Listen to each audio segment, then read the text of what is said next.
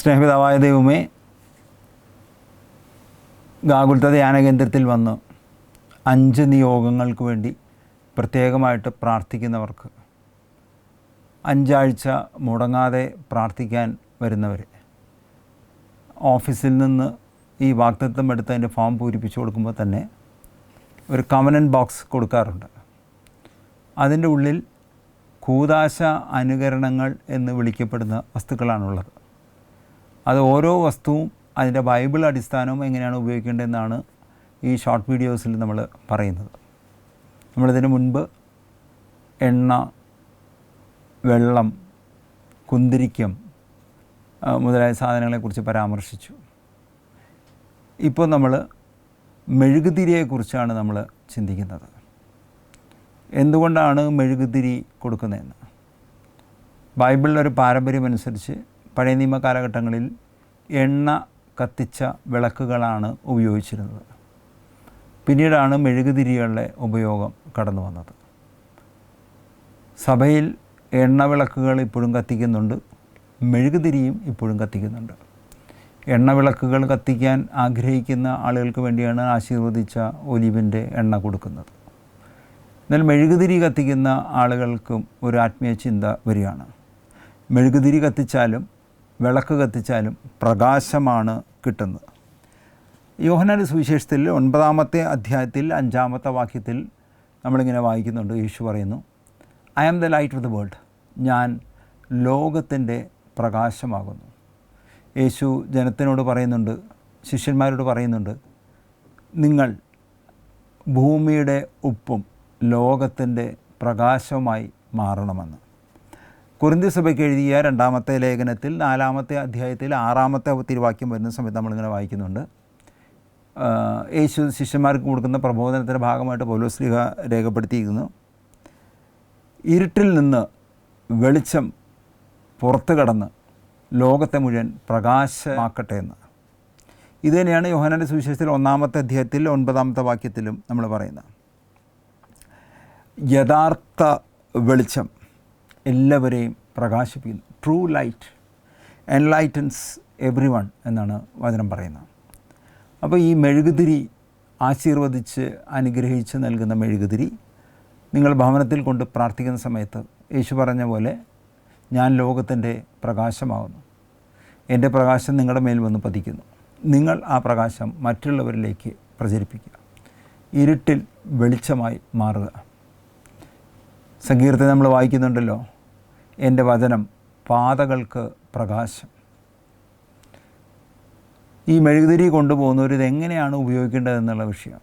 ചില വീടുകളിലൊക്കെ പോകുന്ന സമയത്ത് വേളാങ്കണ്ണിയിൽ നിന്ന് മേടിച്ച മെഴുകുതിരി, മലയാറ്റൂരിൽ നിന്ന് മേടിച്ച മെഴുകുതിരി, എടപ്പള്ളിയിൽ നിന്ന് മേടിച്ച മെഴുകുതിരി എന്നൊക്കെ പറഞ്ഞിട്ട് അവിടെ രൂപക്കൂടിൻ്റെ അടുത്തിരിക്കാറുണ്ട്.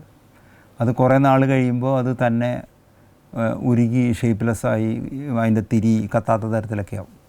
അപ്പോൾ ഈ മെഴുകുതിരി കൊണ്ടുപോകുന്നവർ ശ്രദ്ധിക്കേണ്ട ഒരു കാര്യം, എല്ലാ ദിവസവും കുടുംബ പ്രാർത്ഥന ചെല്ലുന്ന സമയത്ത് 7 മണിക്ക് ഈ മെഴുകുതിരി കത്തിച്ച് വെച്ച് പ്രാർത്ഥിക്കുക.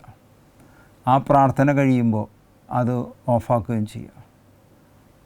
അത് അങ്ങനെ ആ മെഴുകുതിരി കത്തിത്തീരുമ്പോൾ വേറൊരു മെഴുകുതിരി മേടിച്ച് വീണ്ടും ഈ പ്രാർത്ഥനകളിൽ ഈ മെഴുകുതിരിയുടെ സംരക്ഷണം ഉണ്ടാവാൻ വേണ്ടി പ്രാർത്ഥിക്കുക. ഈ നിയോഗങ്ങൾക്ക് വേണ്ടി പ്രാർത്ഥിക്കുക. അത് ദൈവം ആ പ്രാർത്ഥനയ്ക്ക് പ്രത്യുത്തരം നൽകി. നിങ്ങളെന്ത് നിയോഗത്തിന് വേണ്ടി പ്രാർത്ഥിച്ചോ ആ പ്രാർത്ഥന സഫലമാകുന്നതിന് വരെ ഈ എല്ലാ ദിവസവും കുടുംബ പ്രാർത്ഥന ചെല്ലുന്ന ഏകദേശം 20 മിനിറ്റോ 30 മിനിറ്റോ മെഴുകുതിരി കത്തിച്ച് വെച്ച് പ്രാർത്ഥിച്ച് യേശുവിൻ്റെ സാന്നിധ്യവും സാമീപ്യവും അനുഭവിച്ച് അത് നമ്മുടെ ജീവിതത്തിൽ ഒരു വിളക്കായി മാറട്ടെ, പ്രകാശമായി മാറട്ടെ. നമ്മുടെ സുവിശേഷം വായിക്കുന്ന സമയത്ത് 10 കന്യകമാരുടെ ഒരു ഉപമ നമ്മൾ വായിക്കുന്നുണ്ട്, അല്ലെങ്കിൽ ഒരു സംഭവം നമ്മൾ വായിക്കുന്നുണ്ട്. 10 കന്യകമാർ മണവാളനെ പ്രതീക്ഷിച്ചിരുന്നു. 10 പേരുടെ കയ്യിലും വിളക്കുകളുണ്ടായിരുന്നു. എന്നാൽ 5 പേര് എണ്ണ വാങ്ങുന്നതിനുള്ള പാത്രവും എണ്ണയും സൂക്ഷിച്ചു വച്ചിരുന്നു. 5 പേരുടെ കയ്യിൽ എണ്ണ വാങ്ങാനുള്ള പാത്രമുണ്ടായിരുന്നു, പക്ഷേ എണ്ണ അതിനകത്തുണ്ടായിരുന്നില്ല. കുറേ നേരം കഴിഞ്ഞപ്പോൾ രാത്രിയായി. എണ്ണ കരുതാതിരുന്നിരുന്ന ആളുകളുടെ കൈവശമുള്ള വിളക്കുകൾ കത്തിത്തീരുകയും എണ്ണ മറ്റ് 5 പേരോട് ചോദിച്ചു. അപ്പോൾ അവർ പറഞ്ഞു, ഞങ്ങൾക്കും നിങ്ങൾക്കും തികയാതെ വന്നാലോ എന്ന് പറഞ്ഞ് അവർ നൽകുന്നില്ല. അപ്പോൾ ഇവർ എണ്ണ വാങ്ങുവാനായിട്ട് പുറത്തു പോയ സമയത്ത് മണവാളൻ വന്നു. വിളക്കും എണ്ണയും കരുതിയിരുന്ന മണവാട്ടിമാർ അല്ലെങ്കിൽ തോഴിമാർ മണവാളനെ കതക് തുറന്നു കൊടുക്കുന്നു. മണവാളനകത്ത് പ്രവേശിക്കുന്നു, കതക് അടയ്ക്കപ്പെടുകയും ചെയ്യുന്നു. പുറത്തു പോയവർക്ക് പിന്നീട് അകത്ത് കയറാൻ സാധിച്ചില്ല. ഇത് നമ്മളൊരു ആത്മീയ അനുഭവത്തിലേക്ക് വരികയാണ്. നമ്മൾ വിളക്ക് കൊളുത്തി കാത്തിരിക്കുക എന്നുള്ളത്. ഇപ്പോൾ കുടുംബ പ്രാർത്ഥന ചൊല്ലുന്ന സമയത്തെങ്കിലും വിളക്ക് കൊളുത്തി യേശുവിൻ്റെ 2ാം വരവിനെ പ്രത്യാശയോടെ കാത്തിരുന്ന് പ്രാർത്ഥിക്കുകയും അതോടൊപ്പം നമ്മൾ ഭൂമിയിലായിരിക്കുന്ന സമയത്ത് ഭൂമിയിൽ നമുക്ക് നടക്കേണ്ട നിയോഗങ്ങൾക്ക് വേണ്ടി പ്രാർത്ഥിക്കുകയും അത് നമ്മുടെ ജീവിതത്തിൽ വലിയ ഒരു അനുഗ്രഹമായി മാറുകയും ചെയ്യട്ടെ എന്ന് പ്രാർത്ഥിക്കുന്നു. ഈ സന്ദേശം കേൾക്കുന്ന എല്ലാവരും, അല്ലെങ്കിൽ ഗാകുൽത്തയിൽ പ്രാർത്ഥിക്കാൻ വരുന്നവർ, ഗാകുൽത്തയിലെ പ്രാർത്ഥനയിൽ ഓൺലൈനിൽ പങ്കെടുക്കുന്ന ആളുകൾ, അല്ലെങ്കിൽ അവരുടെ നാട്ടിലുള്ള കുടുംബാംഗങ്ങൾ, വിദേശത്തുള്ള ആളുകൾ മെഴുകുതിരി കത്തിച്ച് വെച്ച് പ്രാർത്ഥിക്കുന്ന സമയത്ത് അത് അവരുടെ ജീവിതത്തിൽ വലിയ അനുഗ്രഹമായി മാറട്ടെ എന്ന് പ്രാർത്ഥിക്കുന്നു. ഗാകുൽത്ത ധ്യാന കേന്ദ്രത്തിൽ ഏകദിന ധ്യാനത്തിനും ശനിയാഴ്ച നടക്കുന്ന കുട്ടികളുടെ ധ്യാനത്തിനും ശനിയാഴ്ച വൈകുന്നേരം നടക്കുന്ന യുവജനങ്ങളുടെ പ്രാർത്ഥനയ്ക്കും താമസിച്ചുള്ള ധ്യാനങ്ങളിലൊക്കെ വരുന്ന സമയത്ത് ബിനിയച്ചൻ 5 നിയോഗങ്ങൾ എഴുതി പ്രാർത്ഥിക്കാൻ പറയാറുണ്ട്. മാത്രമല്ല, ഏതെങ്കിലും ഒരു മാസത്തിൽ 5 വെള്ളിയാഴ്ചകൾ വരികയാണെങ്കിൽ 5ാമത്തെ വെള്ളിയാഴ്ച നിയോഗ വെള്ളി എന്ന് പറഞ്ഞ് പ്രാർത്ഥിക്കാറുണ്ട്. ഇത് കാലങ്ങളായിട്ട് നടക്കുന്നതാണ്. കാൽവരി ആശ്രമത്തിൽ ആയിരിക്കുന്ന സമയത്ത് ഇതുണ്ടായിരുന്നു. കാൽവരി ആശ്രമത്തിൽ നിന്ന് ഗാകുൽത്ത കുർമാലിലേക്ക് മാറ്റിയപ്പോഴും കാൽവരി എന്ന പേര് മാറി ഗാകുൽത്ത എന്നായപ്പോഴും ഈ ശുശ്രൂഷകൾ തുടരുന്നുണ്ട്.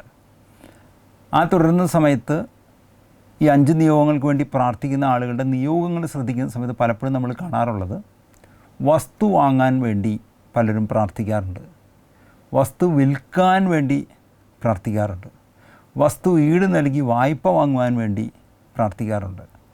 ചില ആളുകൾ വസ്തു വാങ്ങാൻ അഡ്വാൻസ് കൊടുത്തു, എന്നാൽ ഉടമസ്ഥൻ അതിൽ നിന്ന് പിന്മാറിയതുകൊണ്ട് പണം തിരിച്ചു കിട്ടാതെ പ്രയാസത്തിലായിട്ടുള്ള ആളുകൾ പ്രാർത്ഥിക്കാറുണ്ട്. ചിലപ്പോൾ വസ്തു വിൽക്കുവാൻ വേണ്ടി അഡ്വാൻസ് മേടിച്ചു, വാങ്ങാമെന്ന ആൾ അതിൽ നിന്ന് പിന്മാറുന്നു, അത് പ്രയാസങ്ങളുണ്ടാകുന്നു. ഇല്ലെങ്കിൽ വസ്തുവിനുമായി ബന്ധപ്പെട്ട അതിർത്തി തർക്കം, ആധാരങ്ങളും കീഴാധാരങ്ങളും അതുമായി ബന്ധപ്പെട്ട രേഖകൾ പരിശോധിക്കുമ്പോൾ വസ്തുവുമായി ബന്ധപ്പെട്ട ചില പ്രയാസങ്ങൾ കാണുന്നു. ഇതിനൊക്കെ വേണ്ടി പരിഹരിക്കാൻ വേണ്ടി, ദൈവിക ഇടപെടലിലൂടെ പരിഹരിക്കാൻ വേണ്ടി പലരും പ്രാർത്ഥിക്കാറുണ്ട്. അപ്പോൾ ആ പ്രാർത്ഥിക്കുന്ന വരുന്ന സമയത്ത് പലപ്പോഴും അവർക്ക് ആശീർവദിച്ച മണ്ണ് നൽകാറുണ്ട്. ഇതുപോലൊരു പാക്കറ്റിലെ ആശീർവദിച്ച മണ്ണ് കൊടുക്കാറുണ്ട്. അപ്പോൾ ഈ മണ്ണ് കൊണ്ടുപോകുന്ന സമയത്ത് ആൾക്കാർ ചിലർ ചോദിക്കും, ഈ മണ്ണ് കൊണ്ടിട്ട് എന്ത് ചെയ്യാനാണ്, അല്ലെങ്കിൽ ഇതുകൊണ്ട് വല്ല പ്രയോജനമുണ്ടോ, ഇതിനെന്തെങ്കിലും ബൈബിൾ അടിസ്ഥാനമുണ്ടോ എന്നാണ് മറ്റു ചിലരുടെ ചോദ്യങ്ങൾ. ഞാൻ ബൈബിളിലെ ഒരു സംഭവം നിങ്ങളോട് പറയാം. ദൈവം ആദത്തെയും ഹൗവയെയും സൃഷ്ടിച്ചു. അവർക്ക് കായേൻ, ആബേൽ എന്ന 2 മക്കൾ ജനിച്ചു. കായേൻ ആബേലിനെ കൊന്നു. ആ കൊന്നതിന് ശേഷം നമ്മൾ വായിക്കുന്നത്, നിഷ്കളങ്ക രക്തം മണ്ണിൽ ചൊരിഞ്ഞതുകൊണ്ട് മണ്ണ് ശപിക്കപ്പെട്ടതായി മാറിയെന്ന് നമ്മൾ വായിക്കുന്നു. ദൈവം ഉൽപ്പത്തി പുസ്തകത്തിൽ 1-ാമത്തെ അധ്യായത്തിൽ 1 മുതൽ 6 വരെയുള്ള വാക്യങ്ങൾ വായിക്കുന്ന സമയത്ത് ഓരോ ദിവസവും സൃഷ്ടികർമ്മവുമായി ബന്ധപ്പെട്ട് നമ്മൾ വായിക്കാറുണ്ട്. ആകാശം സൃഷ്ടിച്ചു, ജലം സൃഷ്ടിച്ചു, കര സൃഷ്ടിച്ചു, മരങ്ങളെ സൃഷ്ടിച്ചു, മൃഗങ്ങളെ സൃഷ്ടിച്ചു. 6ാമത്തെ ദിവസമാണ് മനുഷ്യനെ സൃഷ്ടിക്കുന്നത്. അപ്പോൾ ഓരോ ദിവസവും സൃഷ്ടികർമ്മം കഴിയുമ്പോൾ നമ്മളിങ്ങനെ വായിക്കുന്നുണ്ട്, ദൈവം അതെല്ലാം നല്ലതെന്ന് കണ്ടു.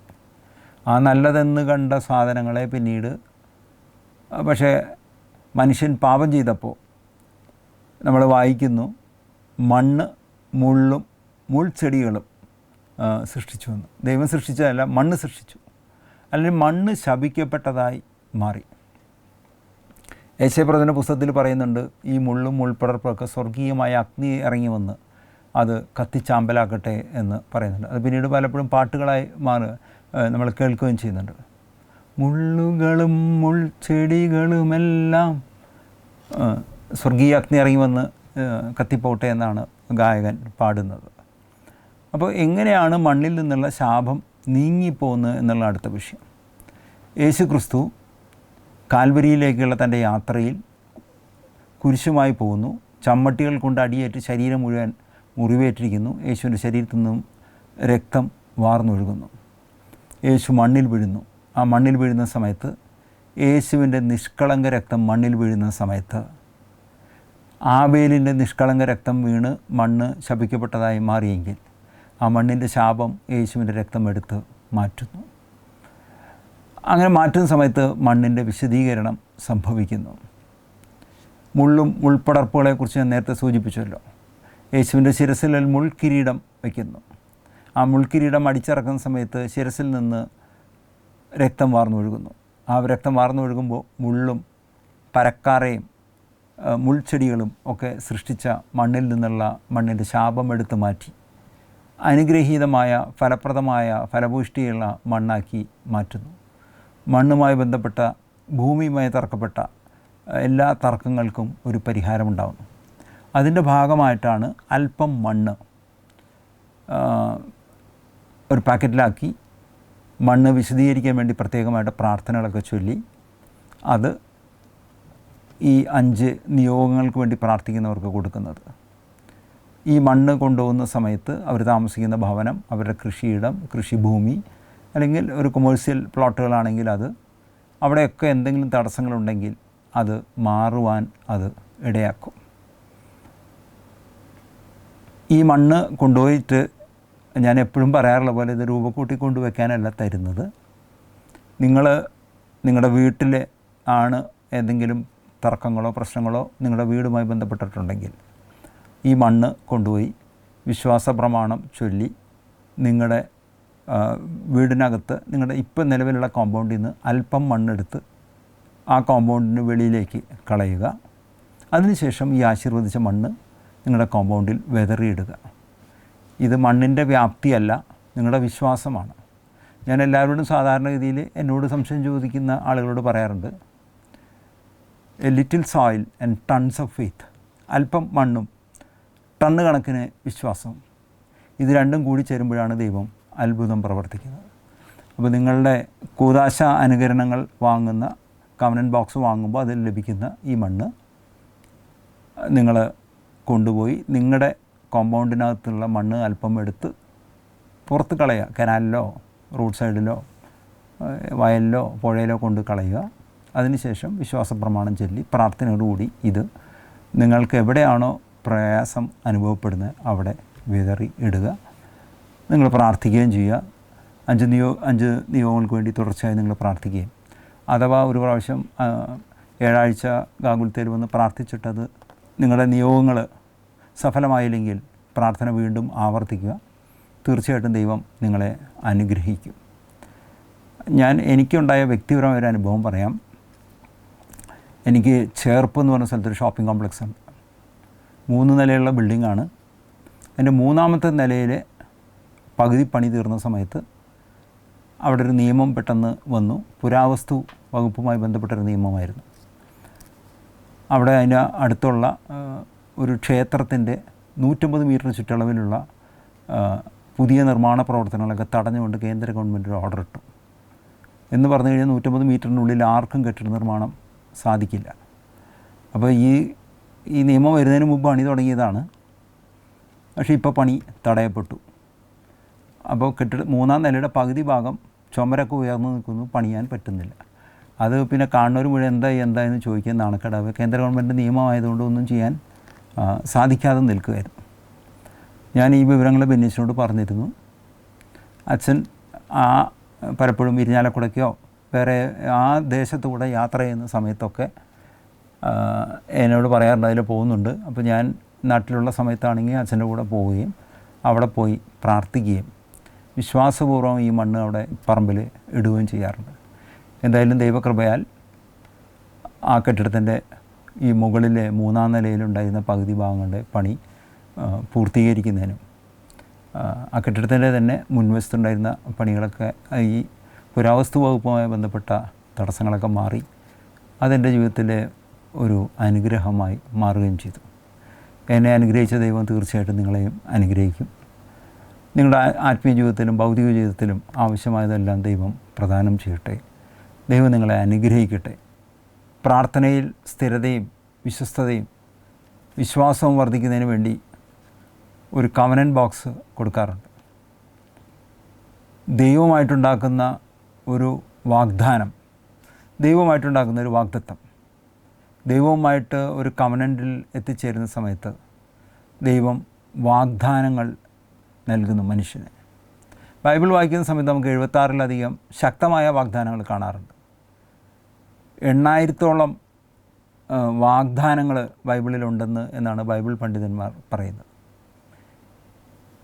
ഈ ഗാഗുൽത്തയിൽ നിന്ന് കൊടുക്കുന്ന കവനൻറ്റ് ബോക്സിൽ ഉപ്പ്, വെള്ളം, എണ്ണ, കുന്തിരിക്കം, അങ്ങനെ മെഴുകുതിരി ഒക്കെ കൊടുക്കുന്ന കൂട്ടത്തിൽ തന്നെ കൊടുക്കുന്ന ഒരു വസ്തുവാണ് ഒരു കോയിൻ എന്നുള്ളത്. ആദ്യം ഈ കോയിൻ കൊടുക്കുന്ന സമയത്ത് എനിക്കതിനോട് യോജിക്കാനായിട്ട് പ്രയാസമായിരുന്നു. കാരണം സഭയിലെ കൂദാശ അനുകരണങ്ങൾ എന്ന് പറയുന്നതിൽ ഒരു കോയിൻ അതിനകത്ത് ഒരിക്കലും ഇല്ല. പക്ഷേ അച്ഛൻ പറഞ്ഞ ഒരു സംഭവം ഞാൻ ഓർക്കുകയാണ്. ഒരു സഹോദരൻ വലിയ സാമ്പത്തിക പ്രതിസന്ധിയിലകപ്പെട്ടു. അച്ഛൻ്റെ അടുത്ത് പ്രാർത്ഥിക്കാനായിട്ട് വന്നു. അച്ഛൻ പ്രാർത്ഥിക്കാനായിട്ട് അയാളോട് പറഞ്ഞു പേഴ്സ് എടുക്കാൻ പറഞ്ഞു പ്രാർത്ഥന കഴിഞ്ഞപ്പോൾ. അങ്ങനെ പേഴ്സ് ആശീർവദിച്ച് പ്രാർത്ഥിച്ചു. കുറച്ച് കഴിഞ്ഞ് അച്ഛൻ അതിനകത്ത് ഒരു 500 രൂപ വെച്ച് കൊടുത്തയച്ചു. കുറേ നാളുകൾക്ക് ശേഷം അയാൾ തിരിച്ചു വന്നു.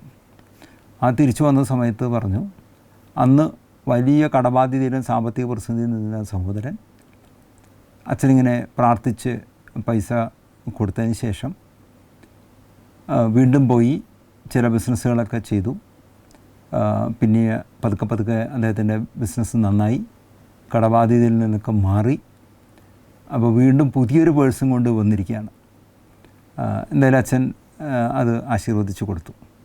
ഈ സംഭവം കേട്ടപ്പോൾ ഞാനും പലപ്പോഴും കടബാധ്യതയുള്ള ആളുകൾക്ക് വേണ്ടി ഇങ്ങനെ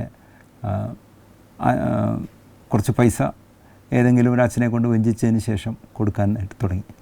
അപ്പോൾ എനിക്കും ഒരു അത്ഭുതകരമായിട്ട് സംഭവം ഉണ്ടായി. നെയ്യാറ്റിൻകരയിലുള്ള പ്രസാദ് എന്ന് പറഞ്ഞൊരു സഹോദരൻ വേളാങ്കണ്ണിയിൽ നടത്തുന്ന ധ്യാന ശുശ്രൂഷയിൽ കടന്നു വന്നു. വലിയ കടബാധ്യതയും പ്രതിസന്ധിയൊക്കെ ആയി നിൽക്കുന്ന സമയമായിരുന്നു. ഞാൻ അദ്ദേഹം ഇത് പറഞ്ഞപ്പോൾ ഒരു 50 രൂപ അയാൾക്ക് ആശീർവദിച്ച് അവിടുത്തെ ഉണ്ടായിരുന്ന ഈ അച്ഛനെ കൊണ്ട് ആ ശുശ്രൂഷയിൽ നേതൃത്വം കൊണ്ട് അച്ഛനെ കൊണ്ട് ആശീർവദിച്ചതിന് ശേഷം 50 രൂപ കൊടുത്തു അയാൾ അദ്ദേഹം വലിയ സന്തോഷമായിട്ട് പോയി. കൂടെ വന്ന അദ്ദേഹത്തിൻ്റെ ഒരു ബന്ധു ചോദിച്ചു, ഇത്രയധികം കടബാധ്യതയുള്ള ആൾക്ക് ഈ 50 രൂപ കൊണ്ട് എന്ത് ചെയ്യാനാണ്? എന്തായാലും അദ്ദേഹം നെയ്യാറ്റിൻകരയിൽ എത്തിയ സമയത്ത് അദ്ദേഹത്തിൻ്റെ ഒരു സുഹൃത്ത് വന്നിട്ട് പറഞ്ഞു, ഈ റോഡ് സൈഡിൽ നിൽക്കുന്ന മാവൊക്കെ മുറിച്ച് മാറ്റാൻ വേണ്ടിയിട്ട് PWD ഒരു ടെൻഡറാണ്. തിരുവനന്തപുരത്ത് നിന്ന് കന്യാകുമാരിക്ക് പോകുന്ന റോഡ് 6 ട്രാക്ക് റോഡാക്കി മാറ്റുകയാണ്. അപ്പോൾ റോഡ് വീതി കൂട്ടി വൈഡനിങ്ങിന് വന്നപ്പോൾ മരങ്ങൾ മുഴുവൻ മുറിച്ച് മാറ്റാനുള്ള ടെൻഡറാണ്. ആ ടെൻഡറിൽ പോകണമെന്ന് പറഞ്ഞു. അപ്പോൾ ഈ ടെൻഡർ നടക്കുന്ന സമയത്ത് എനിക്ക് അതുവരെ അതിനെക്കുറിച്ച് അറിയില്ലായിരുന്നു. അവരുടെ പറയുന്നത് ഭാഷ റിങ് എന്നാണ്. അപ്പോൾ ഈ ലേലത്തിൽ പങ്കെടുക്കാൻ താല്പര്യമുള്ള ആളുകൾ ലേലസംഖ്യ കൂടാതിരിക്കാൻ വേണ്ടി അവരൊരു കുറഞ്ഞ നിരക്കിന് ഈ ലേലത്തിൽ പങ്കെടുക്കാൻ ആളുകളൊക്കെ ചെറിയൊരു പൈസ ഇട്ടിട്ട് അത് ആദ്യം ഗവൺമെൻറ്റിൻ്റെ കയ്യിൽ നിന്ന് ലേലം പിടിക്കും. ഇത് കഴിഞ്ഞിട്ട് പിന്നെ ഇവർ വിപുലമായ തോതിൽ മരക്കച്ചവടക്കാരെയൊക്കെ വിളിച്ചുകൊണ്ട് വീണ്ടും ഒരു ടെൻഡർ നടത്തും, റീടെൻഡർ. ഇവർ തമ്മിൽ പ്രൈവറ്റ് ടെൻഡർ നടത്തും, സർക്കാരുമായിട്ട് ബന്ധമില്ല. അതിൽ വരുന്ന ലാഭക്കാശ് ഇവർ പങ്കുവെച്ചെടുക്കുകയും ചെയ്യും. ഇതാണ് ഈ പരിപാടി. അപ്പോൾ ഇദ്ദേഹം അവിടെ ചെന്നപ്പോൾ ഇദ്ദേഹത്തിൻ്റെ സുഹൃത്ത് ഇതിന് പോകാൻ പോകണമെന്ന് പറഞ്ഞപ്പോൾ ഇദ്ദേഹത്തിന് ധ്യാനം കഴിഞ്ഞ് വരുന്നതുകൊണ്ട് പോകാൻ പറ്റാത്തതുകൊണ്ട് പറഞ്ഞു, ഒരാളുടെ ഷെയർ എത്ര ആണെങ്കിൽ ഞാൻ തരാം, തൽക്കാലം ഒരു അഡ്വാൻസ് ആയിട്ട് ഒരു 50 രൂപ ഇവിടുന്ന് ഈ ആശീർവദിച്ച് കൊടുത്ത ഈ 50 രൂപ അവിടെ കൊടുത്തു.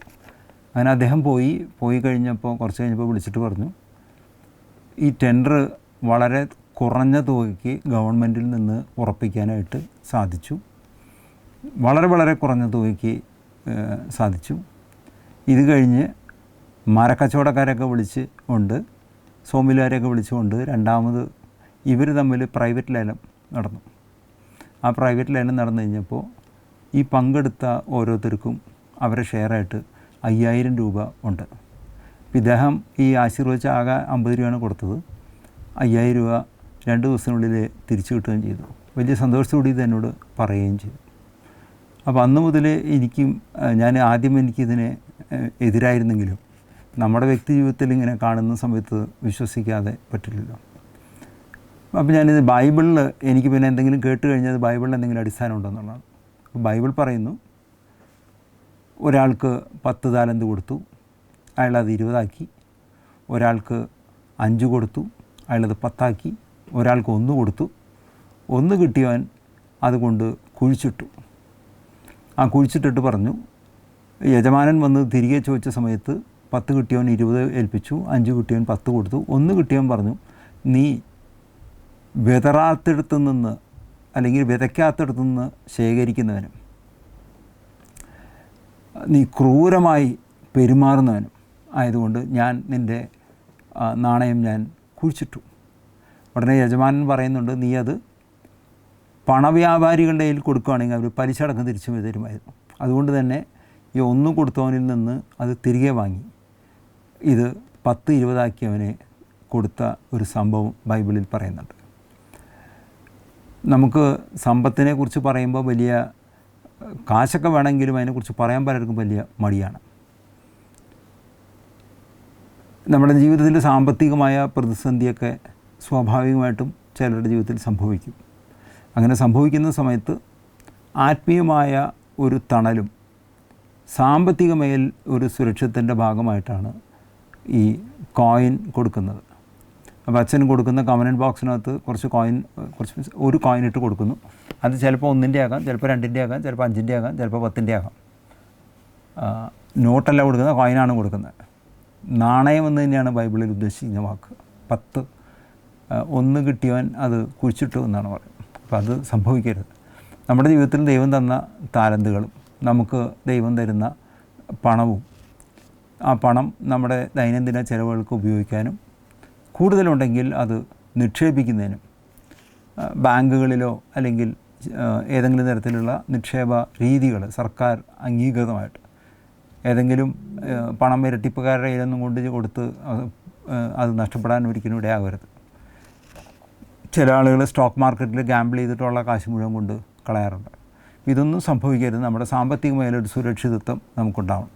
ദശാംശം കൊടുക്കുമ്പോൾ ദൈവം നമ്മളെ അനുഗ്രഹിക്കുന്ന പോലെ പലപ്പോഴും നമ്മൾ പറയാറുണ്ട്, ധ്യാനകേന്ദ്രത്തിലും പള്ളിയിലൊക്കെ പോയി നമ്മുടെ കാശ് അങ്ങോട്ട് മേടിച്ച് വയ്ക്കാനുണ്ട്, നമുക്കെന്ത് പ്രയോജനം ചോദിക്കാം. ഇതിനൊക്കെ വ്യത്യസ്തമായിട്ട് ഇവിടെ വന്ന് ഈ നിയമങ്ങൾക്ക് വേണ്ടി ഉടമ്പടി എടുക്കുന്ന ആളുകൾക്ക് കവനൻറ്റ് ബോക്സ് കൊടുക്കുമ്പോൾ അതിൻ്റെ അവിടെ പ്രാർത്ഥിക്കാനായിട്ട് കൊടുക്കുന്ന കുന്തിരിക്കവും ഉപ്പും മണ്ണും വെള്ളമൊക്കെ കൊടുക്കുന്ന കൂട്ടത്തിൽ ഒരു നാണയം കൂടെ അതിൻ്റെ കൂട്ടത്തിൽ ഇട്ട് കൊടുക്കുന്നു. അത് ചിലപ്പോൾ 1-ൻ്റെ ആകാം, 2-ൻ്റെ ആകാം, 5-ൻ്റെ ആകാം, 10-ൻ്റെ ആകാം. എന്താണോ നിങ്ങൾക്ക് ലഭിക്കുന്നത് അത് ഇരട്ടിക്കുവാൻ അത് നിങ്ങൾക്കൊരു പ്രചോദനമാവട്ടെ എന്ന് പ്രാർത്ഥിക്കുന്നു. ദൈവം നിങ്ങളുടെ സാമ്പത്തിക മേഖലയെ അനുഗ്രഹിക്കട്ടെ. സാമ്പത്തിക മേഖലയിൽ എന്തെങ്കിലും തടസ്സങ്ങളുണ്ടെങ്കിൽ ആ തടസ്സം നീങ്ങിപ്പോട്ടെ. നിങ്ങളുടെ കുടുംബം സാമ്പത്തിക മേഖലയിൽ അനുഗ്രഹിക്കട്ടെ എന്ന് പ്രാർത്ഥിക്കുന്നു. നിങ്ങളുടെ വ്യാപാര സ്ഥാപനങ്ങൾ അനുഗ്രഹിക്കട്ടെ എന്ന് പ്രാർത്ഥിക്കുന്നു. ജോലി ചെയ്യുന്ന ആൾക്ക് കൃത്യമായിട്ട് ശമ്പളവും പ്രൊമോഷനും ഇൻക്രിമെൻറ്റൊക്കെ ലഭിക്കട്ടെ എന്ന് പ്രാർത്ഥിക്കുന്നു. നിങ്ങൾക്ക് സാമ്പത്തിക മേഖലയിൽ യാതൊരു വക തടസ്സവും മുരടിപ്പും ഉണ്ടാകാതെ അത് വളർച്ചയുടെ പാതകളിലായി മാറട്ടെ. ബുദ്ധിപൂർവ്വം നിക്ഷേപിക്കാനുള്ള കൃപ നിങ്ങൾക്ക് ലഭിക്കട്ടെ എന്ന് പ്രാർത്ഥിക്കുന്നു. ദൈവം എല്ലാവരെയും ധാരാളമായി അനുഗ്രഹിക്കട്ടെ. ആമേൻ.